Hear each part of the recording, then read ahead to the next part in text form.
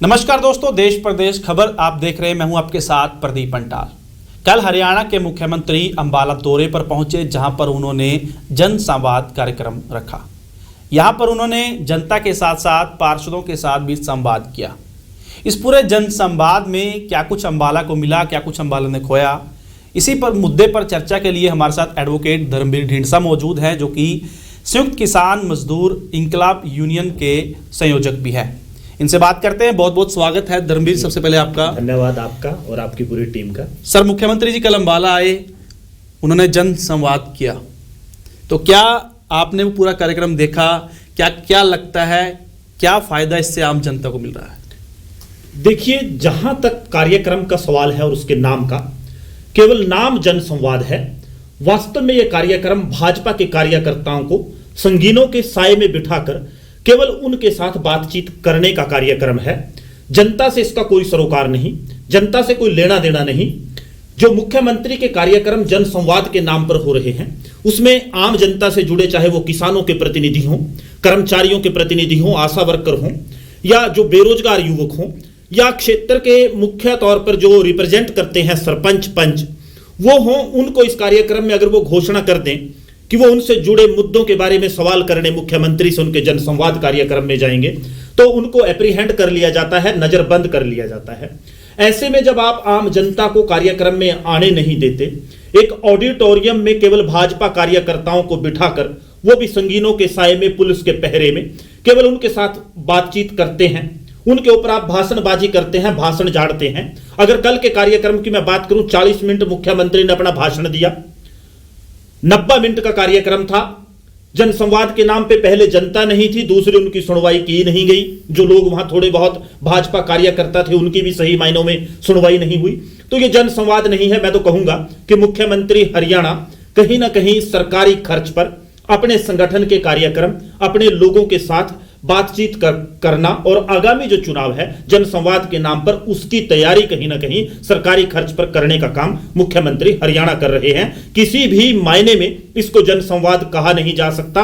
प्रदेश का मुखिया अगर किसी क्षेत्र विशेष में आए तो जनता के पास खुला निमंत्रण होना चाहिए, खुला स्थान होना चाहिए। खुले दिल से मुख्यमंत्री को प्रदेश की आवाम की, उस क्षेत्र के लोगों की समस्याओं को सुनना और समझना चाहिए। जो पूरे इस कार्यक्रम को हमने जो देखा, वो नदारदीय व्यवस्था उसमें से रही। वहां पुलिस का पहरा था, प्रशासनिक अधिकारी थे। कितने लोग आप ज्यादा से ज्यादा कार्यक्रम में देखते होंगे? 700-800 का ऑडिटोरियम होगा ज्यादा से ज्यादा। आप उसमें पुलिस को निकाल दीजिए, भाजपा के पार्षदों को निकाल दीजिए, इनसे जुड़े कार्यकर्ताओं को इनके निकाल दीजिए, पीछे जनता बचती कहां है? जो पीड़ित लोग हैं, जो प्रताड़ित लोग हैं, चाहे वो आशा वर्कर थी, उनको जाने नहीं दिया, किसान प्रतिनिधियों को ये जाने नहीं देते, सरपंचों को नहीं जाने देते, बेरोजगार युवक अगर सवाल पूछने के लिए जाना चाहे उनको जाने नहीं देते। तो ऐसे में जनसंवाद ये हास्यास्पद कहीं ना कहीं नजर आता है। मुख्यमंत्री हरियाणा को एक बार दोबारा इस मामले पर विचार करना चाहिए। धर्मवीर जी, क्या लगता है, जनता दरबार जो पहले हरियाणा में लगे हैं जनसंवाद, खुले में लगे हैं, लेकिन अंबाला में बंद कमरे में ऑडिटोरियम में लगाया गया, मौजूदा मुद्दे जो हैं, बाढ़ का मुद्दा था, किसानों का मुद्दा था, हैरानी भरी बात थी कि क्या वहाँ कोई सरपंच नहीं था, कोई किसान नहीं था? और क्या लगता है कि जो लोग पहुंचे हैं उनकी सुनवाई, मुख्यमंत्री कह रहे हैं कि हल जो है वो मनोहर लाल है, क्या लगता है उनका हल हो पाएगा जो एप्लीकेशन वहां पे दी गई है? देखिए, हल मनोहर लाल नहीं है, मनोहर लाल समस्या है आज के समय में हरियाणा के लोगों के लिए। आप जानते हैं कि अंबाला ने बाढ़ से त्राहिमाम किया। क्या बाढ़ के ऊपर मुख्यमंत्री ने, जो अंबाला की सबसे बड़ी समस्या है, कुछ बोले? शहर में आवारा पशुओं की एक बड़ी समस्या है, उसके ऊपर कुछ बोले? युवकों को रोजगार की जरूरत है, उसके ऊपर कुछ बोले? और जो अंबाला की समस्याएं हैं, एक भी विषय पर जब सुना नहीं लोगों को, जनता को, क्षेत्र के प्रतिनिधियों को। मैं तो कहता हूं कि मुख्यमंत्री हरियाणा को कोई सद्बुद्धि दे तो वो न केवल किसान प्रतिनिधियों को, बल्कि उस क्षेत्र से जो जुड़े लोग हैं, सामाजिक कार्यकर्ता हैं, किसानों के प्रतिनिधि हैं, उनको बुलाएं, खुले में उनकी बात सुने, खुले मन से उनकी बात सुने, तो निश्चित तौर पर कुछ ना कुछ समस्याओं का हल होगा और कोई फायदा इस कार्यक्रम का होगा। नहीं तो मैं कहूंगा कि लोगों के टैक्स की जो हार्ड अर्न्ड, उनकी गाढ़े खून पसीने की कमाई है, उसको मुख्यमंत्री अपनी पार्टी के प्रचार के लिए उड़ाने का काम कर रहे हैं। धर्मवीर जी, खट्टर साहब मैं कल देख रहा था, वो पोर्टलों को लेकर जो है अपनी खूब पीठ थपथपा रहे थे, पर्ची खर्ची की बात की। कोई पर्ची खर्ची अब नहीं होती, अब भ्रष्टाचार बंद हो चुका है, पोर्टल की सरकार है, हक जो है, जो वाकई में लाभार्थी है उसको हक दिया जा रहा है। तो क्या लगता है, पहले जन आशीर्वाद यात्रा निकाली थी चुनाव से पहले 2019 में, आशीर्वाद जनता का मिला, 40 सीटें आ गई। अब जन संवाद कार्यक्रम चुनाव से पहले, क्या लगता है कि पहले वाला फायदा मिल पाएगा? और जो उन्होंने दावे कल किए, उन दावों को आप कैसे देखते हैं? देखिए, आपने बड़ा महत्वपूर्ण सवाल पूछा। मुख्यमंत्री हरियाणा ने जन आशीर्वाद यात्रा पिछले चुनाव से पहले 2019 से पहले निकाली थी, लेकिन हरियाणा की जनता ने मुख्यमंत्री हरियाणा मनोहर लाल खट्टर और भारतीय जनता पार्टी को नकारने का काम किया था, क्योंकि स्पष्ट बहुमत किसी भी मायने में इन लोगों को मिला नहीं था। ये जोड़ तोड़ की सरकार है, मैं कहता हूं लूट में साझेदारी, चाहे वो दुष्यंत चौटाला चाहे आजाद विधायक हों, उसके कारण इनको केवल हरियाणा में कुर्सी मिल पाई। जन संवाद यात्रा भी उसी मायने में जिस तरीके से जन आशीर्वाद यात्रा इनकी विफल रही थी, ऐसे ही ये कार्यक्रम अनेक मायनों में विफल है। बल्कि सीधे तौर पर मुख्यमंत्री का ये जो कार्यक्रम है, ये कहीं ना कहीं विवादों से घिरा हुआ रहता है। इसमें अगर कोई महिला जाकर रोजगार की बात करती है तो विडंबनात्मक रूप से मैं कहूंगा कि मुख्यमंत्री हरियाणा उसको चंद्रयान पर बिठाकर चांद पर भेजने की बात करते हैं। इससे दुर्भाग्यपूर्ण क्या होगा, एक युवक भ्रष्टाचार के मामले पर सवाल उठाता है तो मुख्यमंत्री हरियाणा उससे सबूत मांगते हैं। सबूत इकट्ठे करना लोगों की जिम्मेवारी नहीं, मुख्यमंत्री हरियाणा की जो जांच एजेंसी हैं, हरियाणा की उनके अंडर काम करती हैं, सबूत दस्तावेज इकट्ठे करना उनकी काम है। पीड़ित व्यक्ति शिकायत दे सकता है, अपने बयान दे सकता है, हालात बयान कर सकता है, वो जांच इकट्ठी करके दस्तावेज इकट्ठे नहीं कर सकता। और मुख्यमंत्री उस युवक को जो भ्रष्टाचार के आरोप लगाता है, उस युवक को पुलिस के माध्यम से उठाकर कार्यक्रम से बाहर करने की घोषणा सरेआम करते हैं। इन हालातों में आप सोचिए कि क्या इसको लोग आशीर्वाद देंगे? उनके इस कार्यक्रम को, ये जन संवाद कार्यक्रम किसी भी मायने में नहीं है और सीधे तौर पर फ्लॉप शो है। मैं एक बार फिर दोहराऊंगा कि जब इसमें प्रदेश की आवाम के एक बड़े हिस्से को आप इस कार्यक्रम में शामिल ही नहीं होने देते, तो इसको किस मामले में आप जन संवाद कार्यक्रम की संज्ञा दे सकते हैं, जन संवाद कार्यक्रम कह सकते हैं? किसी भी मायने में यह कार्यक्रम न जनता से जुड़ा है, न जनता की बात मुख्यमंत्री तक पहुंचती है। ये तो केवल और केवल, मैं एक बार फिर दोहराऊंगा कि भाजपा कार्यकर्ताओं के साथ आप इसको एक मीटिंग केवल कह सकते हैं। ढींढा साहब, मैं पहले बयान आपके सुन रहा था, पढ़ रहा था, आप इस कार्यक्रम में क्यों नहीं गए? जो मुद्दे आप बता रहे हैं, आपने वहां जाकर क्यों नहीं मुद्दे उठाए? देखिए, आपके कार्यक्रम के माध्यम से मुख्यमंत्री हरियाणा से मेरा आग्रह है, उनको चुनौती है कि हरियाणा प्रदेश की आवाम से 5 मुद्दों पर मेरे सवाल हैं उनसे। मैं चाहूंगा कि मुझे किसी कार्यक्रम में वो जाने की अनुमति दें, मैं जाने का प्रयास भी करूंगा, लेकिन निश्चित तौर पर मुझे ऐसा विश्वास है कि शायद वो जाने ना दें। हरियाणा में किसान मजदूर के मुद्दे पर एक सवाल मुख्यमंत्री एक सवाल का जवाब दे दें, बेरोजगारी के मामले में एक सवाल का जवाब दे दें। हरियाणा प्रदेश में जो सीधे तौर पर हरियाणा प्रदेश के लोग पीड़ित हैं, जो बाढ़ का मामला है और दूसरे उन मुद्दों पर जो भ्रष्टाचार का मामला है, उसके ऊपर मुख्यमंत्री हरियाणा, शिक्षा के, स्वास्थ्य के, हरियाणा प्रदेश के लोगों से जुड़े 5 मुद्दों पर मैं उनसे 5 विषयों पर सवाल पूछूं अगर किसी दरबार में, या सीधे तौर पर मुख्यमंत्री हरियाणा क्या उसका जवाब देने का काम करेंगे? मुझे आशा है कि सीधे तौर पर मुख्यमंत्री हरियाणा प्रदेश की आवाम से जुड़े 5 सवालों का भी जवाब सही मायनों में दे नहीं पाएंगे, क्योंकि हर एक मोर्चे पर सरकार विफल रही और जन संवाद कार्यक्रम सीधे तौर पर जनता का जो आक्रोश है उससे डरकर बंद कमरे में बैठकर संगीनों के साए में, पुलिस के पहरे में भाजपा कार्यकर्ताओं को बिठाकर केवल दिखावा करने का एक प्रयास है। तो आप जाएंगे अगले प्रोग्राम में, अगर अंबाला में कोई होता है प्रोग्राम? अगर मुख्यमंत्री हरियाणा का अंबाला में कोई कार्यक्रम होता है जन संवाद के नाम पर, तो निश्चित तौर पर हरियाणा प्रदेश की आवाम से, जनता से जुड़े 5 सवालों को लेकर, किसान, मजदूर,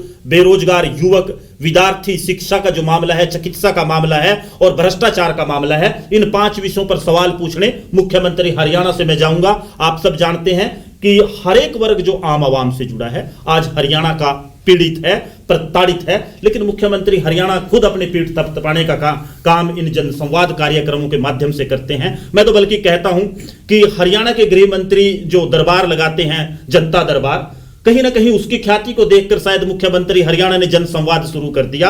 लेकिन इन दोनों कार्यक्रमों की अगर तुलना करें तो मुख्यमंत्री हरियाणा का जो जन संवाद कार्यक्रम है वो हर मायने में विफल ही नजर आता है। आप जरा सोचिए, प्रदेश के मुख्यमंत्री आते हैं, जन संवाद करते हैं और गृह मंत्री उनके साथ नहीं होता। यह कितनी बड़ी विडंबना है। गृह मंत्रालय से जुड़े कितने मामले हैं, क्या गृह मंत्री को मुख्यमंत्री के साथ नहीं होना चाहिए था उस कार्यक्रम में? कैसे आप सरपंचों को, अब हम तो सरपंचों की, पंचों की और आम जनता की बात कर रहे हैं, जिस जन संवाद कार्यक्रम में अगर वहां गृह मंत्री के क्षेत्र में हो और हरियाणा का गृह मंत्री, स्वास्थ्य मंत्री, महत्वपूर्ण मंत्रालय जिनके पास है, उनसे कार्यक्रम में धर्मवीर जी, गृह मंत्री अनिल विज जी जनता दरबार लगाते हैं, उनके दरबार में ज्यादातर मामले पुलिस जुड़े आते हैं। हैरानी की बात यह है कल के कार्यक्रम में एक भी शिकायत जो है पुलिस से जुड़ी ना तो आई ना सुनी गई, आई होगी लेकिन सुनी भी नहीं गई, ना गृह मंत्री आए। जी, निश्चित तौर पर मैंने आपको जो बताया कि गृह मंत्री के जो जनता दरबार हैं, पुलिस से जुड़ी जो शिकायतें उनकी होती हैं, उनसे प्रभावित होकर मुझे लगता है कि मुख्यमंत्री हरियाणा के अंदर महत्वाकांक्षा पैदा हुई कि मैंने अपना कद बड़ा करना है, प्रदेश में एक नया सिस्टम लागू करना है। मैं तो कहूंगा कि मुख्यमंत्री हरियाणा जनसंवाद बंद कर दें, जनसंवाद बंद करके मुख्यमंत्री कार्यालय के दरवाजे लोगों के लिए, आम आवाम के लिए खोल दें। लोग तो खुद चंडीगढ़ चले जाएंगे अगर समस्या का हल हो। अगर समस्या का हल नहीं होता तो जनसंवाद कार्यक्रम भी छलावा है, दिखावा है। मुख्यमंत्री हरियाणा ने, मुख्यमंत्री जो उनका आवास है, दफ्तर है, उसके तो दरवाजे बंद कर दिए। एक छोटी सी खिड़की लोगों के लिए सीएम विंडो के नाम पर खोली थी और आज सीएम विंडो के क्या हालात हैं, लोगों के लिए जी का जंजाल और समस्या बन चुका है। लोग उससे आशा रखते हैं लेकिन कोई समस्या सीएम विंडो से हल नहीं होती, बल्कि जिन लोगों को भाजपा कार्यकर्ताओं को एमिनेंट पर्सन बना के बिठाया, वो कहीं ना कहीं अफसरशाही से, अपनी चापलूसी, कराले मसीस तक सीमित केवल सीएम विंडो रह गई है। मुख्यमंत्री खुद अपने कार्यालय के दरवाजे खोल दें लोगों के। धर्मवीर जी, पिछले 10-9 साल में जब से बीजेपी सरकार है, एक चर्चा हर 6 महीने बाद उठती है, सीएम बदला जाएगा, सीएम बदला जाएगा, अब बदला, अब बदला, अब बदला, लेकिन काफ़ी पैठ रखते हैं सीएम जो है केंद्र नेतृत्व में। क्या लगता है अभी भी क्या कार्यकर्ता ये देख रहे हैं कि सीएम बदला जाए, कोई हरियाणा में चमत्कार हो जाए, या सीएम की लोकप्रियता डाउन हो चुकी है, वो जो अब जनसंवाद चुनाव में पास आकर कर रहे हैं वो? देखिए, है तो ये भारतीय जनता पार्टी के जो नेतृत्व है केंद्रीय, उसका प्रेरोगेटिव, लेकिन हरियाणा प्रदेश का नागरिक होने के नाते मैं कहना चाहूंगा कि अगर हरियाणा में मुख्यमंत्री बदल दिए जाते हैं तो जो एंटी इनकन्वेंसी है हरियाणा का वो कम होगा। उसमें 25% तो आप मानिए, 1/4 तो केवल मुख्यमंत्री बदलने से कम हो जाएगा। मुझे लगता है कि मुख्यमंत्री हरियाणा अफसरशाही के हाथों में खेलते हैं।